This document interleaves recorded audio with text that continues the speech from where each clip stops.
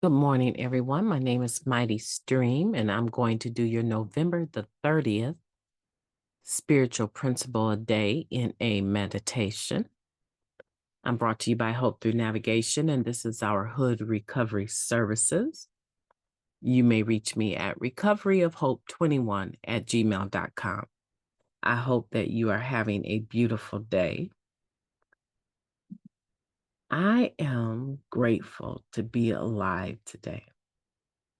Very grateful. Okay, the meditation is entitled Listening with an open mind and heart. Let me rephrase that. Listening with an open mind and heart. Hopefully you can see that. Let's go ahead and get into the meditation. We learn to actively cultivate our listening skills, using our ears more than our mouths in conversation. It works. Tradition 2, applying spiritual principles. Being open-minded is a spiritual principle of tradition 2, in which we invite a higher power to develop and guide our group's conscience in decision-making. One helpful step toward getting our minds open enough to participate in this process is to open our ears to each other. And as the cliche goes, we're not just hearing words, blah, blah, blah, waiting for our turn to speak, but listening to them. For that to happen in earnest, we need to take a break from talking or thinking about what we're going to say when it's finally our turn. A mistake we often make in relationships, and this applies to service in NA, is believing that being heard and getting our point across is the most important contribution we can make. There are times when we confuse listening with telling someone how much we understand and immediately sharing our own story of identification. In other times, our evidence for listening is a hefty list of solutions to the challenges a member has just shared with us. Sometimes an addict just wants to be heard. Our sage advice can wait until it's asked for. When we actively listen in conversation or in a group discussion, we're able to make more meaning of the topic, have more empathy, be more inclusive and curious. We tap into the conscience part of tradition 2 when we listen to and absorb, excuse me, the voices of our fellow members. Our perspective broadens, context deepens.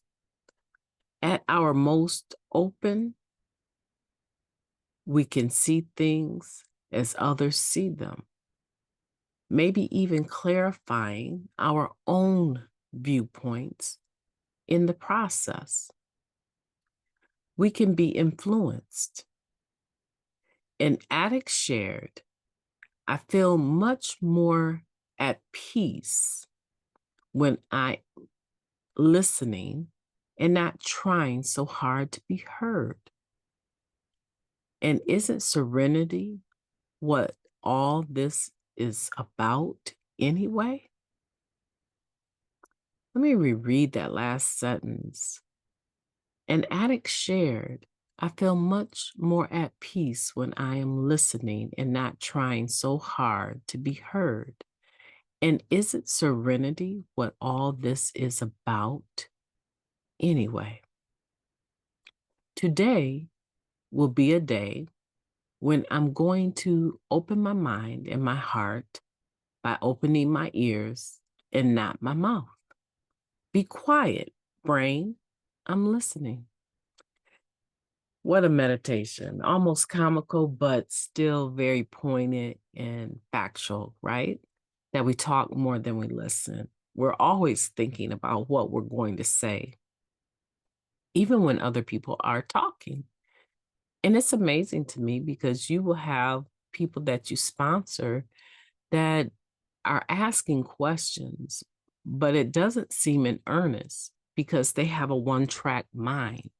It's almost perfunctory, like they know they need to ask, but they haven't gotten to the point where they're open-minded enough to hear a response because their mind is obsessing over what they already think they need to do. And as soon as you finish saying what you have to say, they'll apologize if it seems like they're not listening or being rude or don't agree, and then go back into saying the exact same thing that they just said before they even brought it to you, right? And so we have a tendency to mute people. And that's what this is talking about, is learning how to listen with an open mind and heart and not mute people. We mute them so that when they are talking, it does seem like the blah, blah, blah, blah, blah. Like, okay, here we go again. Here she goes again. Here he goes again, not even listening to me. And you already have it in mind as soon as they finish talking, what you're going to say. You're going to reiterate basically what you've been saying. And insanity to me is doing the same thing over and over and expecting different results. If I'm always doing the talking, when am I listening? If I'm always pre-planning my response to whatever it is you say, what purpose is there in this interaction, in this relationship? And this meditation does challenge us to look at how we do relationships around us. Are we truly engaged? Are we truly allowing a person to be heard out? Or do we bum rush them with our solutions that we've thought about the whole time that they've been talking?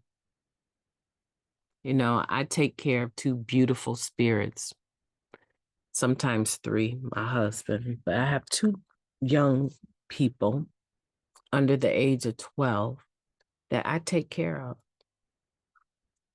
And I will tell you, they are very talkative little fellas. I think they get it from me. And sometimes they will be talking and I will be sitting there on the couch and it will look like I'm listening. And I will give them my response and they will just look at me. And I'm like, what? They said, weren't you even listening to me? And it dawns on me at some point in time, I drifted off into the discussion, right? I drifted off on them. And I'll just say, you know, I'm sorry, I must have missed that part. Tell me again the part that you think I missed. Because I can't really tell you the whole part, right? Because I've been distracted with my own thoughts. So it happens. It happens to the best of us. But if we want healthier relationships in our lives with whomever we're relating to, let's practice taking the cotton out of our ears and putting it in our mouths. And I say this meditation is comical because basically that's what it's telling us to do. Shut up and listen, right? Stop being Mr. Solution Guy all the time. Listen to your wife. Listen to her. If she is not feeling like you're listening to her, she's probably also not feeling like doing anything else, because the way to our hearts, right? The way to our hearts is tenderness as women. And so we look for our mates to be patient with us and allow us to go through the expression that we need to go through until we feel like we're being heard, you know? And we have a tendency to just want to get straight to our response. Let's not do that today. Open your mind and your heart to whoever's talking to you and give them some eye contact. There's nothing worse than talking to a person that will not give you some eye contact. Not that scary kind of staring type eye contact, but that type of eye contact that lets them know that you're engaged with them, right? Let's do that today and let's have a beautiful day. Let's make this last day of November the most beautiful November 30th that there ever was. We can do it. I believe in you and I want for you to have a beautiful day on purpose. I intend to, and I will be talking to you tomorrow.